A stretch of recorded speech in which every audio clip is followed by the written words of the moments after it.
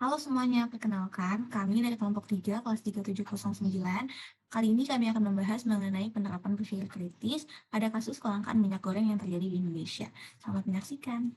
Yang pertama adalah analisa jenis-jenis klaim yang ada di dalam kasus. Yang pertama adalah klaim faktual atau klaim yang bersifat tetap dan tidak dapat dibantah kepastiannya. Kami temukan bahwa ada klaim faktual dalam kasus kelangkaan minyak goreng ini, yaitu penyebabnya terhambat pasokan dari distributor adalah ulah-ulah spekulan yang membuat harga di tengah masyarakat tertahan tinggi sejak tahun lalu. Selanjutnya adalah klaim nilai. Klaim nilai adalah klaim yang menyatakan apa yang seharusnya, atau juga bisa menyatakan nilai positif atau negatif dari suatu hal atau suatu kejadian. Nah, pada berita ini dapat dilihat contoh klaim nilai pada paragraf ketiga kalimat terakhir, di mana pada kalimat ini terdapat makna lugas, yaitu pada kata nakal. Kata nakal di sini merepresentasikan perbuatan buruk yang dilakukan oleh para distributor yang menimbun sehingga menyebabkan kasus kelangkaan minyak goreng. Untuk analisa klaim subjektif atau klaim yang berisi informasi bersifat subjektif dan sulit dibuktikan kebenarannya, kelompok kami menemukan bahwa ada opini subjektif yang menyatakan bahwa motif menahan pasokan minyak goreng tersebut dilatar belakangi karena spekulasi yang yaitu pemerintah akan mencabut ketentuan head atau harga eceran tertinggi untuk minyak goreng akibat harga minyak goreng yang naik di pasar dunia. Nah, selanjutnya yaitu dapat menganalisis kritis kasus yang diberikan berdasarkan teknik identifikasi, analisis, serta evaluasi dengan akurat. Yang pertama yaitu identifikasi. Identifikasi masalah terdapat 3 langkah, yaitu yang pertama menemukan masalah yang ada. Dalam kasus ini, kelangkaan minyak goreng pada pusat perbelanjaan retail modern disebabkan oleh terhambatnya pasokan dari distributor serta ulah para spekulan. Kemudian yang kedua, mengidentifikasi sumber permasalahan. Diumumkan oleh Ketua Umum Asosiasi Pengusaha Retail Indonesia, yaitu Roy N. Mande, mengakui masih adanya kelangkaan pasokan minyak goreng murah di sejumlah retail modern hingga saat ini. Keterbatasan pasokan minyak goreng itu juga terjadi di sebagian wilayah Jabodetabek. Kemudian yang ketiga yaitu menciptakan kalimat permasalahan yang menjelaskan permasalahan tersebut. Dengan adanya kasus ini, kelangkaan minyak goreng itu disebabkan karena pasokan dari distributor yang terhambat akibat ulah spekulan yang membuat harga di tengah masyarakat tertahan tinggi sejak akhir tahun lalu. Selanjutnya itu analisis. Dari kasus ini, adanya kelangkaan minyak goreng pada pusat perbelanjaan, perlunya sanksi yang tegas sekaligus peraturan yang mengikat bagi sektor pemerintah. Pengawasan dan penyelidikan terhadap penimbunan minyak goreng perlu dilakukan jika pemasok telah melakukan pelanggaran dan tentunya bersama dengan sanksi pidana yang sesuai dengan pelanggaran yang telah dilakukan. Sanksi pidana pun seharusnya wajib dilakukan guna tidak terjadi kasus yang sama lagi di Indonesia. Berdasarkan identifikasi dan analisis kasus kelangkaan minyak goreng tersebut, pemerintah melakukan langkah yang tepat dengan memberlakukan Peraturan Menteri Perindustrian mengenai penyediaan minyak goreng curah untuk kebutuhan masyarakat. Pemerintah juga harusnya bekerja sama dan meminta Komisi Pengawasan Persaingan Usaha untuk mengawasi kemungkinan kartel yang terjadi dalam rantai produksi dan penjualan minyak goreng serta crude palm oil. Serta pemerintah dapat meminta kepolisian untuk menindak secara tegas pelaku penimbunan minyak goreng agar minyak goreng tersedia secara meluas. Minyak goreng merupakan bahan pokok yang dibutuhkan konsumen dari berbagai lapisan masyarakat di dunia untuk pemenuhan kebutuhan sehari-hari. Di awal tahun 2022, minyak goreng menjadi barang yang langka sehingga membuat konsumen harus berebut untuk mendapatkan persediaan minyak goreng di supermarket. Masalah kelangkaan ini erat kaitannya dengan supply dan demand. Faktor utama dari kelangkaan minyak adalah naiknya harga crude palm oil atau jenis minyak nabati di dunia sehingga membuat produsen mendapatkan keuntungan lebih banyak jika menjual minyak goreng ke luar negeri. Proses distribusi dan logistik juga sangat berpengaruh dengan kenaikan harga minyak goreng yang drastis. Mahalnya shipping menjadi kendala karena minyak goreng akan didistribusikan ke berbagai wilayah di Indonesia. Banyak juga permainan dari distributor minyak yang menahan pasokan minyak goreng hasil dari domestic market obligation, sehingga harga minyak goreng semakin tinggi. Karena hal ini, Kementerian Perindustrian sampai harus turun tangan dalam pembuatan Permenperin atau Peraturan Menteri Perindustrian tentang penyediaan minyak goreng curah untuk kebutuhan masyarakat, sehingga dapat ditentukan bahwa harga eceran tertinggi minyak curah berada di harga Rp14.000. Harapannya dengan demikian tidak ada lagi produsen atau distributor yang menaikkan atau mempermainkan harga minyak goreng demi mengambil keuntungan pribadi sebanyak-banyaknya. Selanjutnya, saya akan membahas tentang counter argumen. Counter argumen adalah argumen yang bertentangan dengan argumen lainnya atau yang sudah dikemukakan sebelumnya. Counter argumen ini mengungkapkan pandangan kita ketika kita tidak menyetujui argumen lainnya atau yang sudah dikemukakan sebelumnya.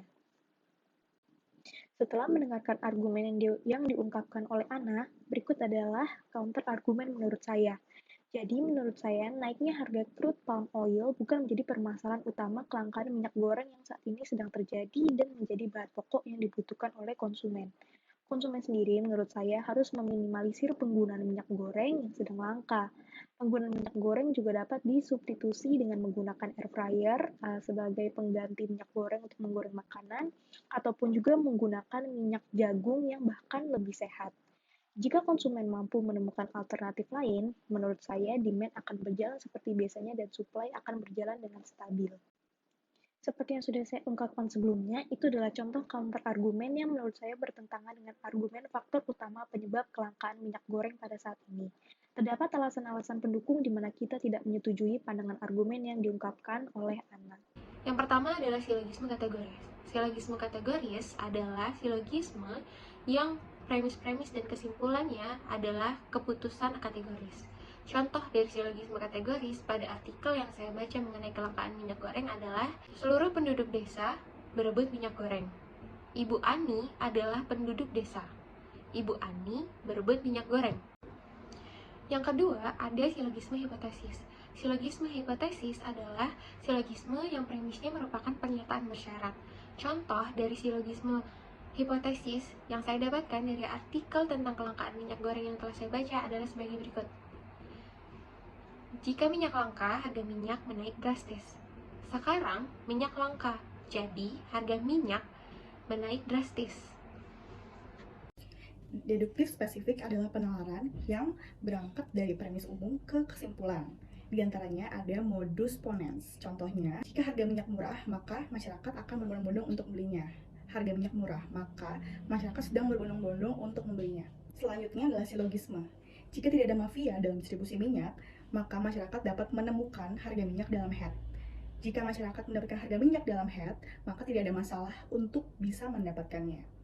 Kesimpulannya adalah jika tidak ada mafia dalam distribusi minyak, maka tidak ada masalah untuk bisa mendapat.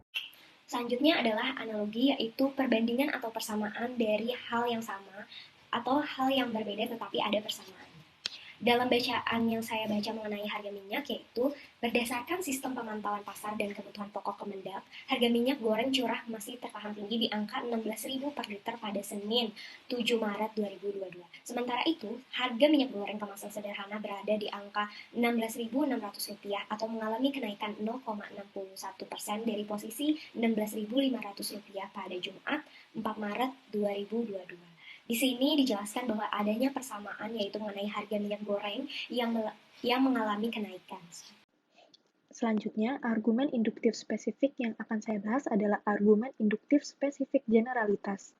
Argumen induktif spesifik generalitas ini menarik pendapat secara umum berdasarkan data-data yang ditemukan. Jumlah data serta peristiwa khusus yang dikemukakan harus cukup dan dapat mewakili. Saya akan mengemukakan argumen induktif generalitas berhubungan dengan kasus baru-baru ini, yaitu melambungnya harga minyak goreng. Ketika masalah kelangkaan minyak goreng mulai teratasi, tumbuhlah harga minyak goreng yang cukup melambung. Harga minyak goreng kemasan 2 liter dibanderol mencapai hingga Rp50.000. Dimulai sejak November 2021, harga minyak goreng kemasan bermerek sempat naik hingga Rp24.000 per liter. Pemerintah pun ikut turun tangan dengan mematok kebijakan satu harga untuk minyak goreng, yaitu Rp14.000 per liter. Namun, saat mematok kebijakan ini, minyak goreng menjadi sulit untuk dicari dan menyebabkan kelangkaan.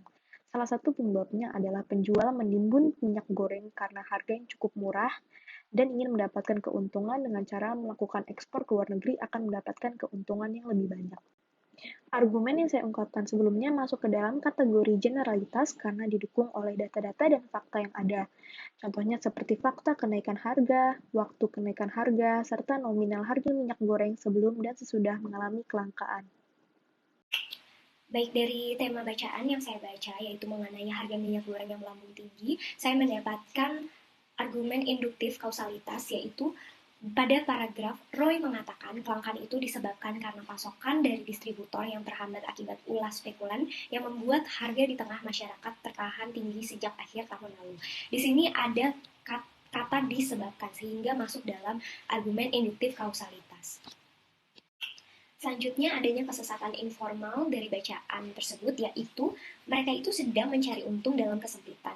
Mereka itu ingin agar saya mencabut HET terus mereka membanjiri minyak goreng, dibeli Rp10.300 lalu dijual Rp17.000 hingga Rp18.000. Harga dunia lagi tinggi, mereka tahan barangnya, saya mau tendang-tendang minggu ini, kata dia, yaitu Lutfi.